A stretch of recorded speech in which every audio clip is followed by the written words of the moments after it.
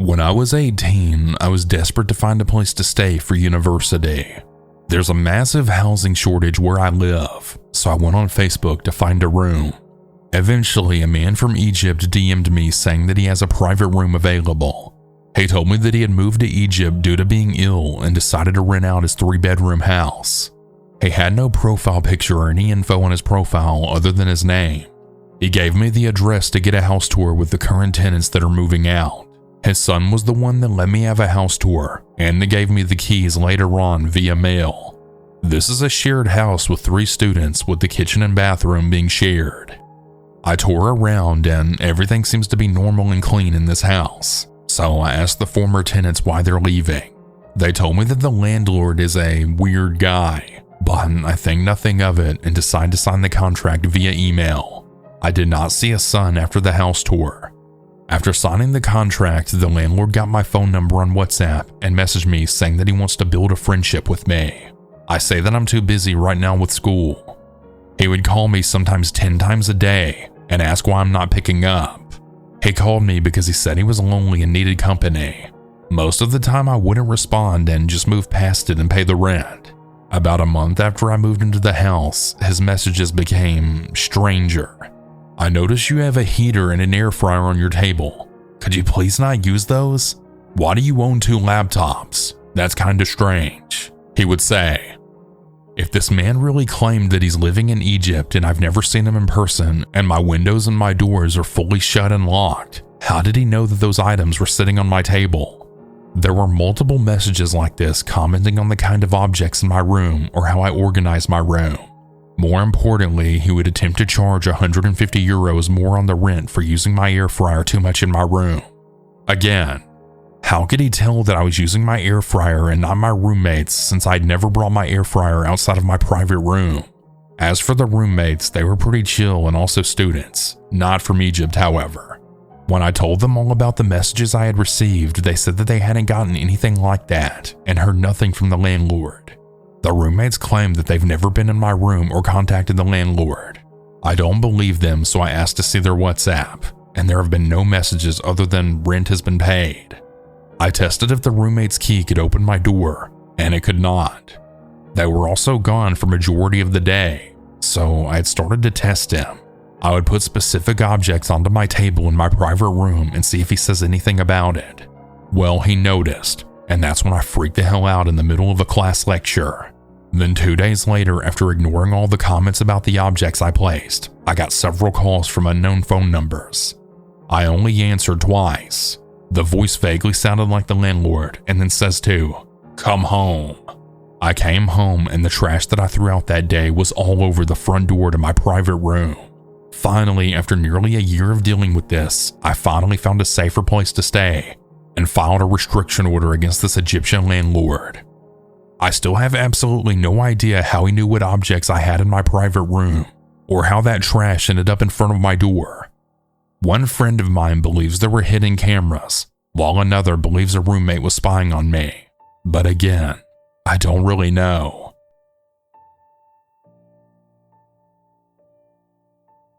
I was in my 20s at the time, young and full of ambition. At the time, I was a raging alcoholic and drug addict, so my memory is kinda hazy, so I do apologize if most of the details aren't there and major other events are left out. I'm also now sober almost a year. Anyways, I moved to Salt Lake City, Utah from Arizona, and I'd gotten a job as a service tech. One of these jobs I went on was adding devices for equipment on a string of gas stations starting from St. George to Salt Lake, slowly working my way up the state to Salt Lake City, hitting every store that was needing devices. I cannot remember exactly where I was for the life of me, somewhere between Richfield and another town, one of those small towns in between. I had finished my store late about 10 to 11 p.m. or so, and wanted to get to the next town over so I can continue my work in the morning rather than drive 2 hours in the morning. As I'm driving down the highway, the Google Maps had told me to take this dirt road to get to the town I was working in next. Hesitant on why this was a route, I turned left into it. A long dirt road with nothing around me, pitch black darkness other than my high beams. About 5 to 7 minutes into my drive, my truck takes a sputter. It was an old 2008 work truck, A real piece of crap. I cursed under my breath and put it in park. I lifted the hood and nothing seemed to be wrong. Note, I have mild mechanical knowledge. Of course, I look down on my phone and I see I have no cell service at all. I check my work phone and the same thing. My only option here was to pretty much either wait it out until daytime or find a spot where I can get a bar of service. So I took option 2. Also, I usually carry firearms, but this trip I'd forgotten to bring it with me. Wielding a 10-inch pipe wrench and a Milwaukee flashlight, I walked into the desert determined to be rescued from the dark abyss. I'd like to add that this road was barely paved. I mean, you would not even take a truck on this unless you had to or it led to a specific point. I wouldn't even call it a road, more of a trail. Brush and trees lined up the trail like a natural wall. I'm not anxious or get scared very easily. I grew up in Arizona, so I was pretty used to the dark, quiet desert. Every step further from the truck made me feel more tense. I walked for about 10 minutes until I heard laughing, kind of muffled laughing, something you'd hear right out of a kid's show. Right behind me, I swung around quickly. Nothing. My boots are sinking into the mounds of sand as I quickly just keep pushing forward. My heart is beating out of my chest like a ticking time bomb. I hear it again, but closer.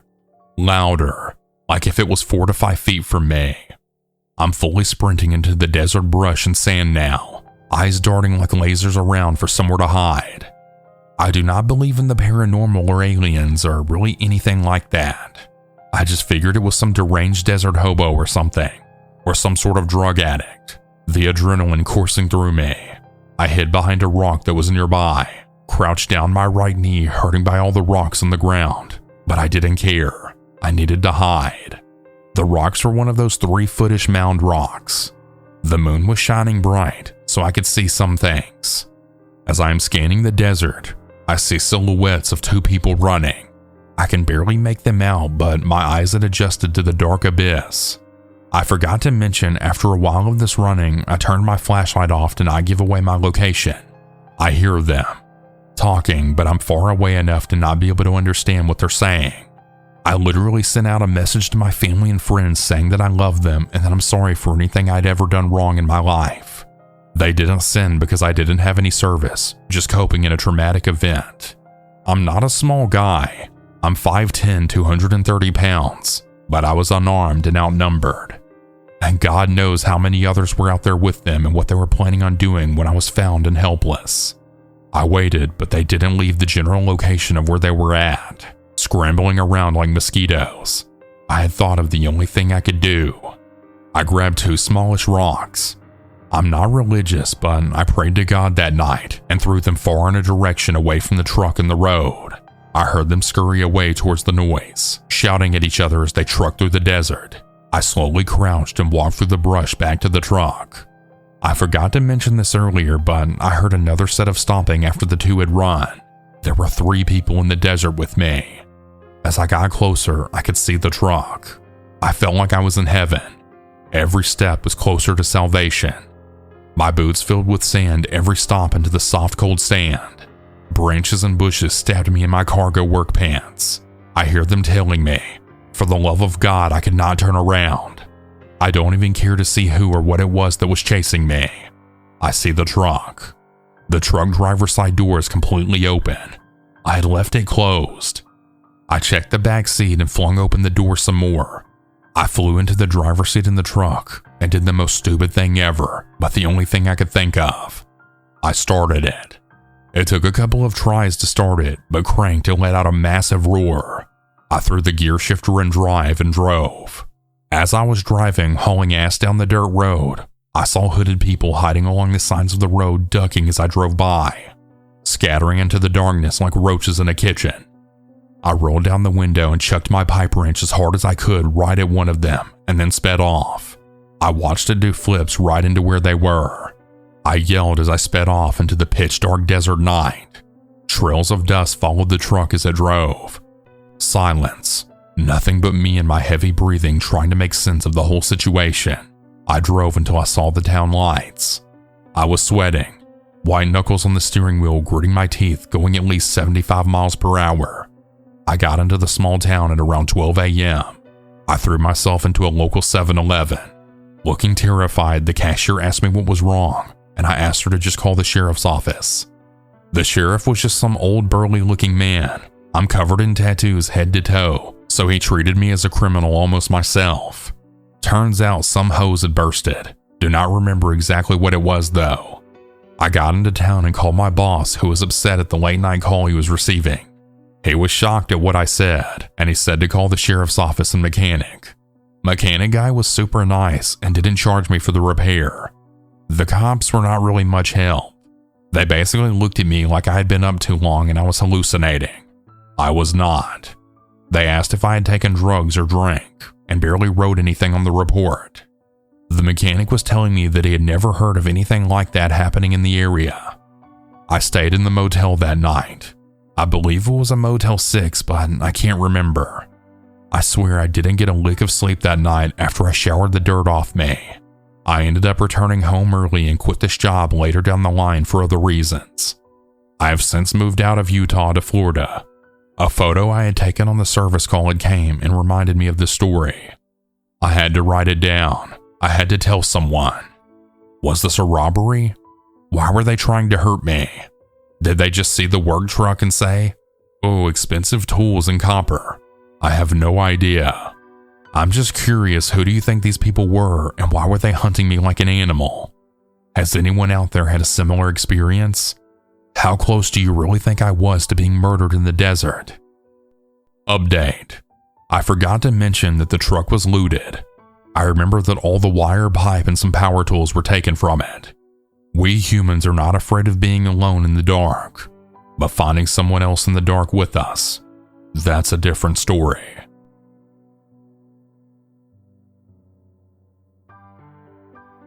The following story comes from 2013 when I was making my living as a bartender in a small lounge just off Washington Square Park. Lopez was a Sunday brunch regular that I dreaded seeing every weekend, an elderly Latino man. He was both very gay and very wealthy, having formerly been a high-ranking employee at the UN. It may seem strange to say, but Lopez was very different from your average gay man. He was a special breed. He had been gay since being gay in New York City was considered dangerous. This has made him tough and pushy. Though Lopez was old and frail in appearance, he was an intimidating bastard in spirit. When he had his eyes set on a target, nothing could frighten him off its trail. I unfortunately became that target before even realizing it. I was a tall, broad-shouldered 25-year-old man at the time. My image was the last thing that came to mind when I thought victim of sexual harassment. That's why it caught me so off guard. At first, Lopez and I made small talk. I told him about myself and he told me about himself. Then I served him a glass of Albarino and went about my business. Soon, however, Lopez began staying through my entire shift and demanding my attention virtually the entire time. He would even go out of his way to frighten off the other regulars that I'd chat with. His tone changed. It went from cordial to syrupy sweet. The conversations he trapped me in began focusing more and more on past sexual exploits and lovers. That's when he started to make moves. "Sometimes I just want to have sex with you so bad," he'd say. That or, "If I could just see you in a thong." I wasn't about to have this at work, so I told my friend and manager. He blew me off, however, telling me that Lopez was a nice guy, that he'd take really good care of me if I let him.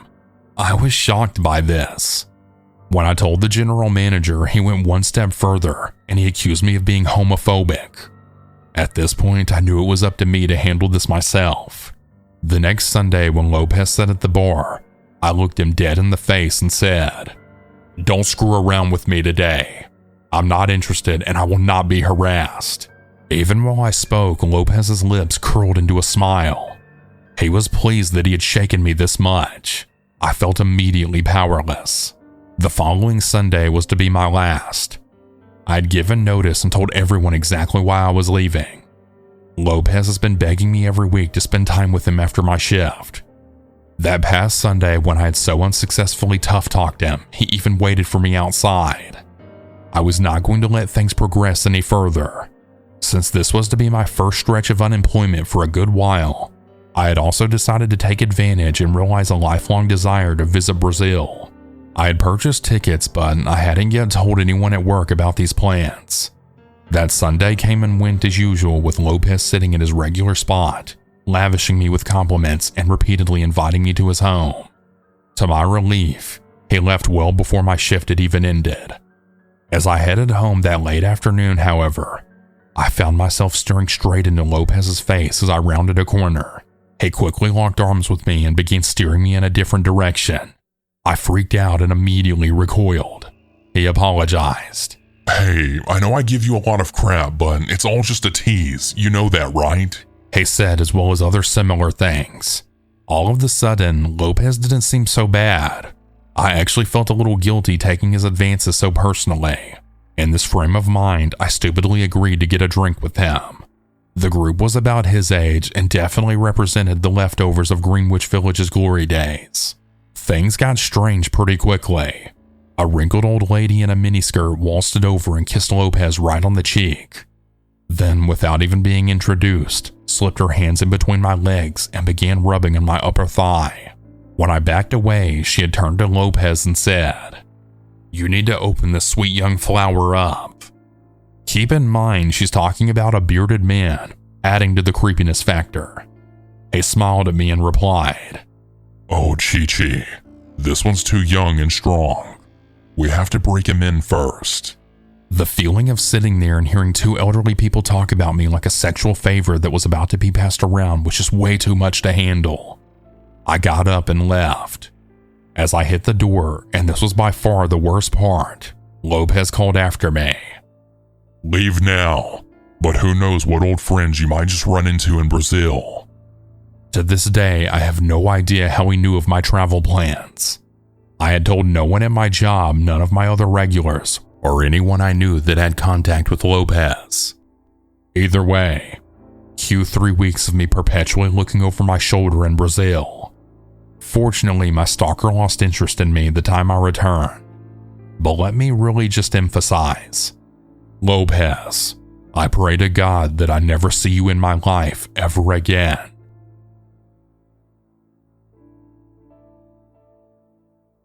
This was back in 2013 when I was living in New York City as a 23-year-old. I was living with my best friend from college on the west side near Times Square in K-Town. I was going through some tough times back then, as I was unemployed at the time. I had a lot of time, so I would go on walks by myself just to clear my head from time to time. One night I was feeling especially depressed, so I decided to walk to town to grab a drink by myself. I'm Korean, by the way. I walked into a Korean bar and I got some weird looks from the waiter as I had asked for a table by myself. After ordering a couple of soju bottles, I was feeling pretty drunk, so I decided to walk back home. However, as I was exiting out of the bar, this Korean guy followed me. He looked very normal, just like a nice Korean guy. He told me that he saw me drinking at the bar by myself and that he would love to walk me home just to make sure I get home safe. I politely declined. After all, my apartment was pretty close, but he insisted and he looked so harmless that I decided to just take him up on his offer. We walked for like 10 minutes, I think, and it was quite pleasant. We were both a little drunk, but I remember talking about all sorts of things, nothing personal. When we finally arrived at my apartment, I thanked him and wished him farewell. Now, my apartment was a 5-story walk-up, and there was a main door where we needed a key to open to get into the building. No doorman. I didn't think much of it, and inserted the key to open the door and went in. The door takes a while to close shut, and it was my mistake for not checking before I went up the stairs. While I was approaching the second floor, I heard someone grab the door from closing, and I heard footsteps coming up the stairs. I literally got goosebumps all over my body, and I felt like I was in danger. As I started to pick up the pace, I heard footsteps going faster up the stairs. I lived on the 5th floor, and I started to run up, clutching my keys in my hand. The guy started to run up the stairs as well, and I could literally hear him getting closer and closer to me. This all happened in a couple of seconds, mind you, but it felt so long. I finally got to my floor, and as I tried to open the door, I looked back and literally saw the guy's head on the staircase. I rushed to open the door and I managed to close the door right on his face. My heart was beating so fast and I didn't know what to do at that point. It was already 3 a.m. and my roommate was asleep. Luckily, he didn't knock or anything, so I decided to just go to my room and hope that he's gone home. Around 7 a.m., my roommate woke me up. She said that there's a man standing in front of our apartment door. My heart sank and I explained the whole situation to her. She and I went to the door and screamed that we were going to call the police if he didn't go home. I looked at the peephole and he told me that he would only go home if I gave him my number. We then called the police and saw him being escorted out. My roommate had to go to work, so she had left the apartment and called me a few minutes later. She told me that she saw the guy speaking to the police downstairs. Apparently, he had tried to lie to the officers that I'm his girlfriend and that we got into a fight. My roommate went right up to them and explained to the officers that I do not have a boyfriend and that she doesn't know him at all. The police let him off with a warning. About 2 hours later, I heard a buzz from the main door downstairs. Maybe it's the police?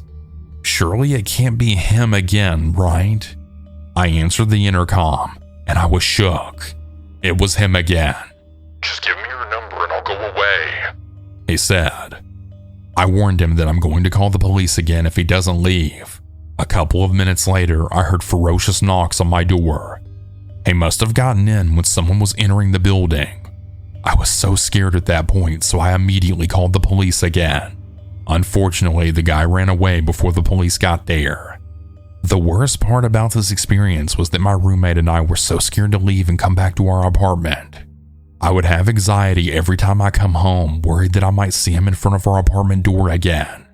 For about a week, the police escorted us when we felt scared. Bless them. I never saw him again, but it was one of the scariest moments of my life.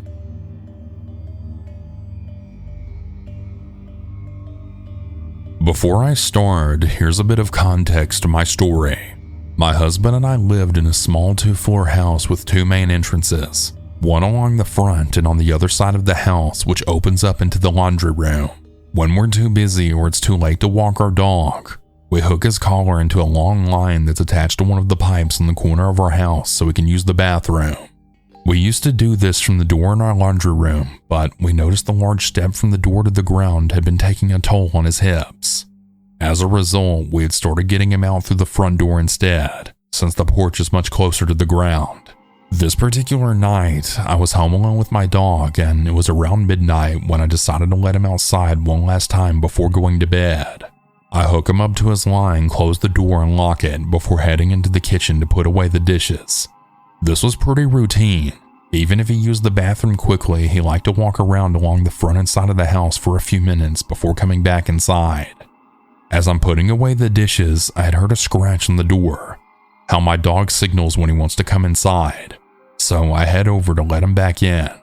Since I've watched way too many scary movies, I always look through the door's peephole before opening the door. Out of habit, I check that my dog is in front of the door. Instead, I see a man staring very intently at the door handle. I freeze with my hand on the door handle. I don't know how much time went by, but then I heard another scratch. This one louder than the last. This kind of wakes me up from my initial shock, and I run to grab my cell phone. I call my husband to tell him what's happening. He was very confused. I probably wasn't explaining the situation very well, but he says that he's heading home. This is when I realize that my dog is still outside with this person. I head back to the front door, trying to make as little noise as possible to check whether the stranger is still there. Just like before, he's standing there, head bowed, looking at the doorknob.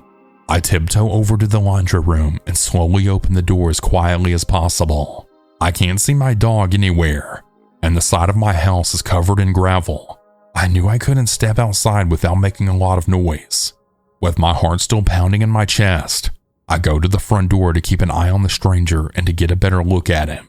I considered calling the police, but I didn't feel like they would take me seriously, since all this man was really doing was just standing in front of my house. I tried taking a picture of him with my cell phone, but my camera was only able to take pictures of the peephole and not the images behind the glass. All of a sudden, the man looks directly at me. I swear he knew I was there. He glares at me, then opens his mouth to show this taunting, malicious grin. He just stood there that way for a few seconds. With that, he turns around and starts to walk down the street. I stayed in the same place, almost expecting him to rush back and start pounding on the door. Luckily, my husband got back after a few minutes. Long story short, he convinced me to call the police and we went out looking for our dog. It turns out this man had cut the end of the line connected to the pipe, and well, our dog decided it was a good time for him to explore my neighbor's backyard, which was where we found him. It's been 3 years since this happened. We've since moved to a new house for unrelated reasons, and the police weren't able to come up with any suspects. Ever since then, we take our dog on very long walks before the sun goes down.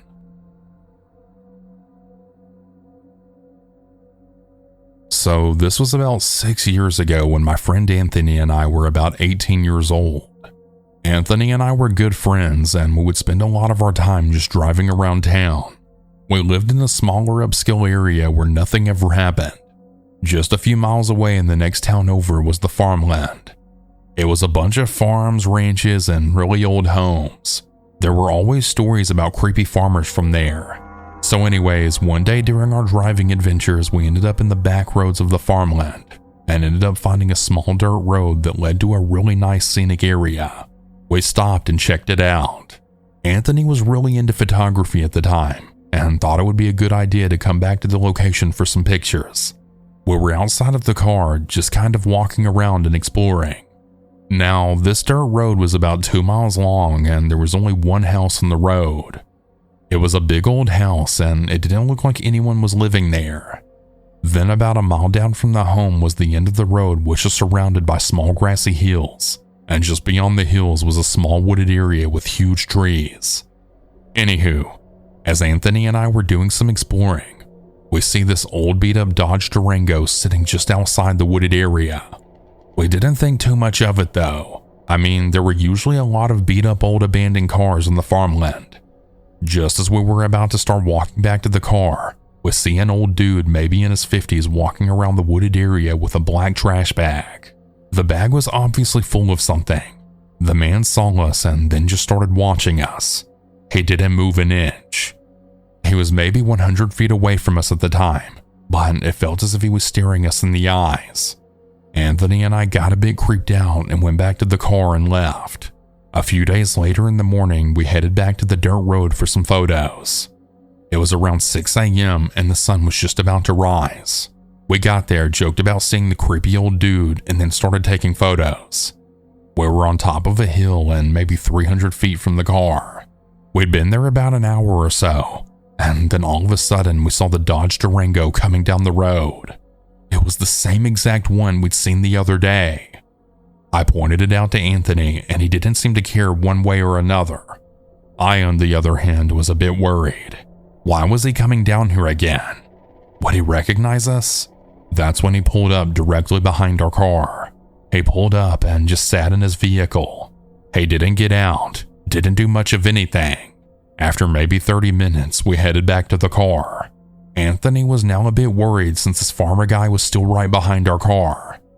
When we walked up to the car, we got a crystal clear look at him. He was definitely in his 50s. He had lots of white scruff on his face, and he was wearing a black coat.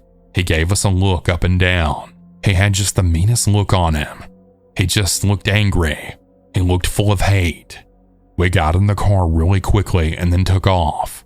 Then he started to chase us. We were going down the road at maybe 30 miles per hour. It felt a lot quicker since our little car was so bumpy on the dirt road. The guy was super close to us, maybe a foot or two behind us at all times. He had his high beams on. Even though we kicked out a cloud of dust, we couldn't seem to lose sight of this guy. We got to the main road, and when we went to turn right, he had also turned at the same exact time. He was now driving on the wrong side of the road and was just staring at us from his car. As we were right next to him, he had pulled out a knife and started pointing it at us.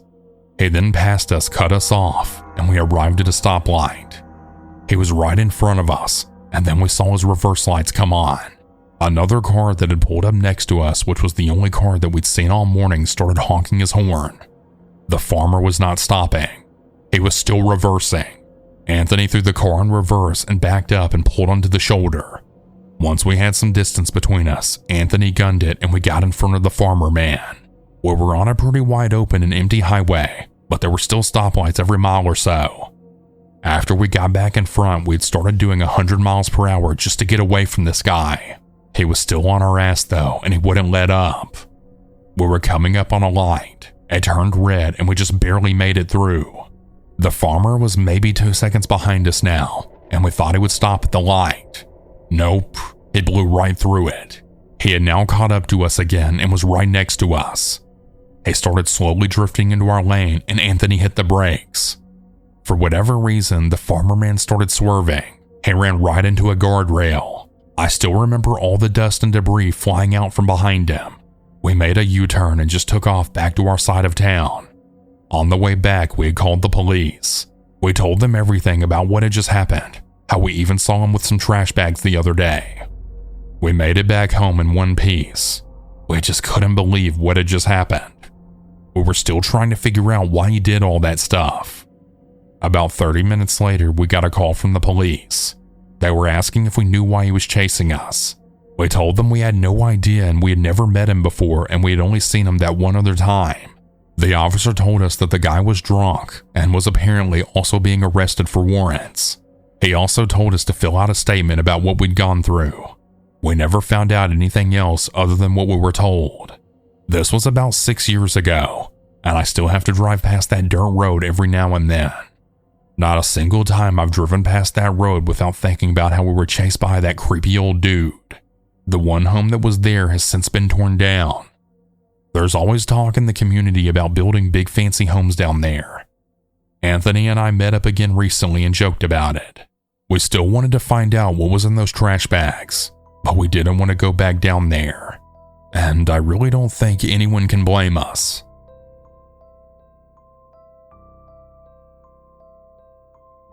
A little backstory. My girlfriend and I have been living together for years, and about 2 years ago we decided to move to a new rental house. The house is in a nice quiet suburb on a dead-end street with a huge property, 200 acres of farmland at the end of the street. We had met almost all of the locals and gotten along with them like a house on fire. About 3 months after moving in, my girlfriend decided, I think it's time to make a long-term commitment and a huge decision without consulting my partner, and adopted us a 9-month-old dog. The dog was completely untrained. Luckily, we had a big backyard, and most of the neighbors had dogs as well, so they understood that the training process was a tough one, barking constantly, etc. Aside from a few pairs of my girlfriend's underwear going missing, which we assumed was the dog, she likes jumping up and taking clothes from the line. Things are great. Anyway, back to the story. I work early mornings, 3:30 to 4:30 a.m. I came home from work one day a week after adopting her to find our new untrained dog had escaped our yard and went walking. Lovely. I call my girlfriend to tell her what happened. She says that she'll be home soon. Meanwhile, I decide to continue walking around and ask the locals if they've seen her, which to my pleasure they have. Unfortunately for us, the last they saw of her, she was heading towards the huge farmland at the end of the street. Great. I head down to the end of the street to see if I can find her, but there's a giant fence in the way, and a trespassers will be shot sign out front. Naturally, I fear the worst and decide not to enter. This is when my girlfriend gets home and meets me at the end of the road. She found out who owns the property and managed to get his number from another neighbor. She calls him and he tells us to meet him out front of his house, which is right next to the property. This place looks completely unkempt. The fence is rusty and broken, the bushes are overgrown and taken over. Despite logic, we went inside to wait for him there. Before we can reach the door, I look in the window and I see something really weird.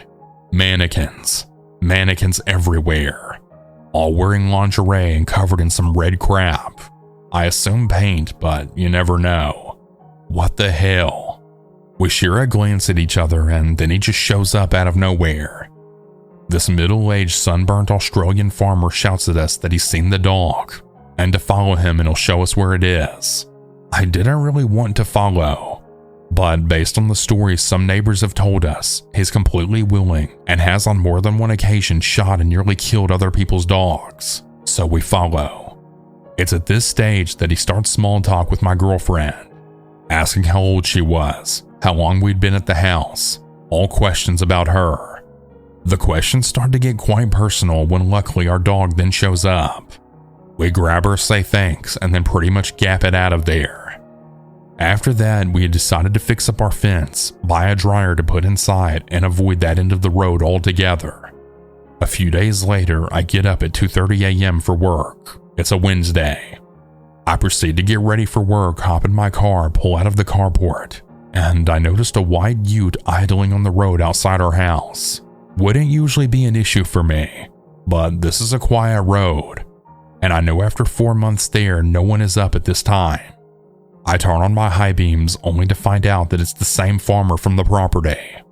He immediately drives off. I call my work and tell them I won't be in. I'm not going to leave my girlfriend at home alone after that. I park my car out front and stay up all night just to make sure he doesn't come back. The same thing happens the next 2 mornings. Same ute, same time, but same crap. He drives off as soon as I hop in my car and turn the lights on. After that, for a couple of days, nothing happens. Until Monday morning, I get up for work and he's freaking back. At this stage, I've really had enough of this crap. I lock up the house, hop in my car, and high beam the hell out of him.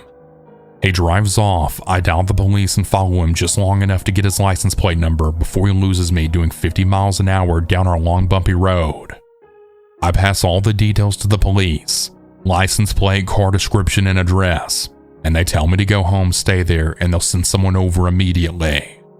I go inside and wake up my girlfriend, tell her what happened and that some of the officers will be here soon. 10 minutes later, 4 squad cars show up at our house. 2 go down the road and park outside his house. 1 officer comes in to question us further and make sure we're okay. They both stay until the sun comes up. 1 leaves and the other stays parked out front. Later that day, we get told that they had caught the guy doing 120 down the highway, searched his car, and found 2 knives, 1 pistol, 1 rifle in the cabin, along with photos of my girlfriend and a pair of her underwear. Needless to say, we're freaked the hell out and filed a restraining order for when he does get out of jail. In hindsight, I wasn't very smart in the situation. Should have called the cops a lot earlier on, but this crap has never happened, so I kinda didn't think either of our lives were at risk. Big damn mistake. Definitely have learned my lesson. Hey, don't leave yet. Let's talk. I hope you all enjoyed the stories, and now I kind of want to talk about something. I've done several live streams lately on YouTube, and I have talked about this a little bit, but I've recently got into streaming. And I've been thinking about this for a while now, but it's something that I really want to do.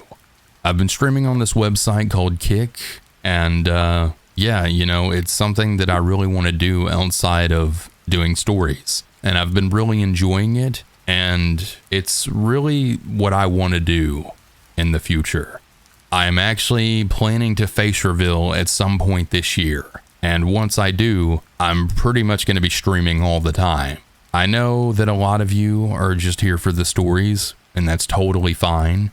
That's what you subscribed for. But I feel like I have a following, and I feel like I want to do other things.